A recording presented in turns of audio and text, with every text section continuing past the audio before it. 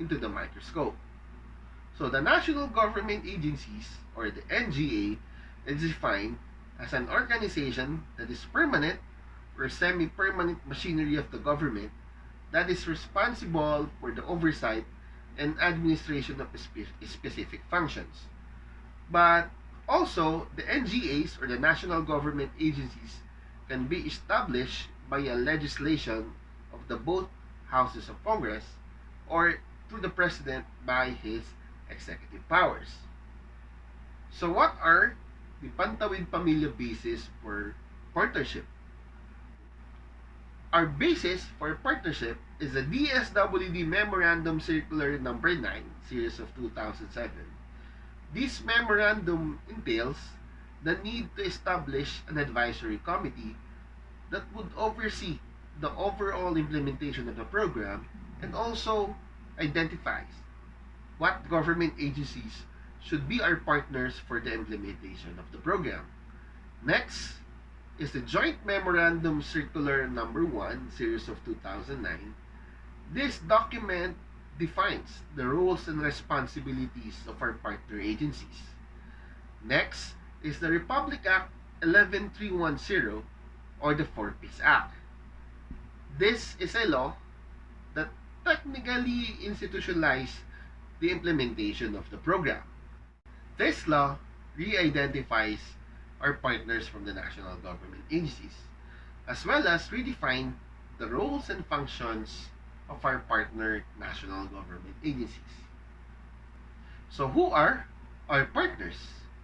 Our partners, as per the Republic Act 11310, is the Department of Education, the Department of Health, the Department of Labor and Employment, the Department of Agriculture, the Department of Trade and Industry, the Department of Agrarian Reform, the Department of Science and Technology, the Technical Education and Skills Development Authority.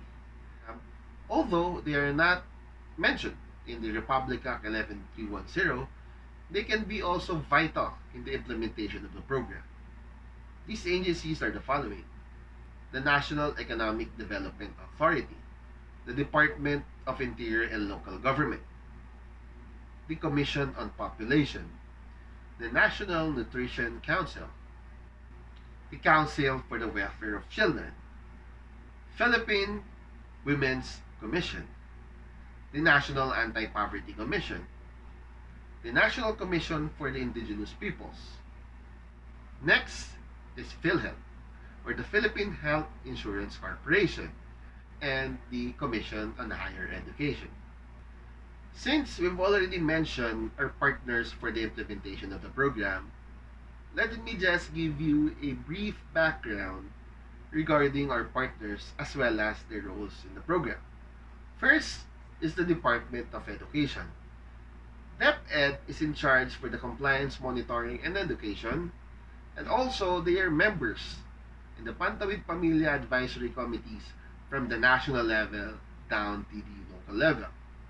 Next is the Department of Health. They are in charge for the compliance monitoring on health through the local health offices or the city and municipal health offices. Aside from that, they are also members of our Pantawid Pamilya Advisory Committees from the national level also down to the local level through their municipal or city health officers. Next is the Department of Labor and Employment, or DOLE. DOLE is in charge for the provision of livelihood assistance as well as for the employment facilitation of our beneficiaries through TUPAD. Next is the Department of Interior and Local Government, or DILG. DILG is our partner in the provision of safety and security during our cash grant releases. And also, DILG is our partner in advocating proper programs to our local government units, and that is to lessen the incidence of poverty. Next is the Commission on Population. The Commission on Population, or POPCOM, is our partner for the responsible parenthood and family planning as mandated under the Reproductive Health Law. Also, POPCOM is our staunch partner in the implementation of our youth development sessions through discussion of topics under adolescent and sexual development. Next is PhilHealth, or the Philippine Health Insurance Corporation. They are a partner in providing health insurance coverage to our Pantawid Pamilyang Filipino program beneficiaries under the National Health Insurance Program, or NHIP. Next is the Commission on Higher Education, or CHED. CHED is our partner in providing higher education to our Pantawid Pamilyang Filipino program beneficiaries through the Unifast Tertiary Education Subsidy. Also, CHED is our partner, or our previous partner, in the implementation of Expanded Student Grants and Aid Program for Poverty Alleviation from 2012 to 2018. Next is the Department of Agriculture. The Department of Agriculture is our partner in the provision of seeds to our farmer beneficiaries. And also, they are a staunch partner in the provision of technical support for the establishment of backyard gardening or dekulian sa barangay of our beneficiaries. Next is the Technical Education and Skills Development Authority, or TESDA. TESDA is our partner for the provision of technical and vocational trainings for our beneficiaries. Next is the Department of Trade and Industry, or DTI. The DTI is our partner in the provision of trainings and seminars for those beneficiaries who want to engage in business through their negosyo centers, which is located in the cities and municipalities. So as per the Republic Act 11310, or the 4th Peace Act, it redefined the member agencies for the National Advisory Committee, which is now named as National Advisory Council, or the Regional Advisory Council for the regions. It defines or redefines who among the national government agencies would be members of this council. So for NAC and RAC, the following are the official members: the Department of Education, the Department of Health, the Department of Labor and Employment, the Department of Agriculture, the Department of Trade and Industry, the Department of Agrarian Reform, the Department of Science and Technology, and the Technical Education Skills Development Authority, or TESDA. Aside from that, the law mandates that there should be 2 representatives from non-government agencies that are working or monitoring social welfare programs.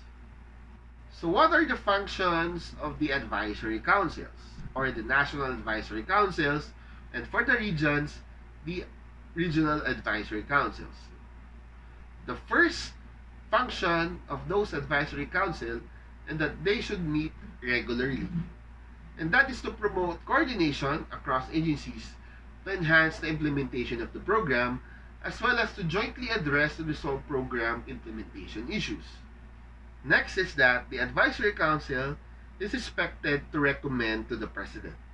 They are expected to recommend policies or strategies that can greatly improve the implementation of the program. Another function of the Advisory Council is that they are mandated to ensure that funding requirements for the livelihood, trainings, and employment facilitation of our partner beneficiaries is funded by the national government agencies under their annual investment plan. Another function of the Advisory Council is that they are expected to promulgate a grievance redress mechanism that would accept complaints as well as to immediately provide resolutions. And lastly, the advisory councils are expected to conduct monitoring and assessment reports to be submitted to both houses of Congress. So why bother to partner? Or why is it that partnership is very important in the implementation of the program? It is because that partnership is very important, as it always takes a different mindset than a solo approach. Technically, partnerships enable us to successfully achieve the program objectives.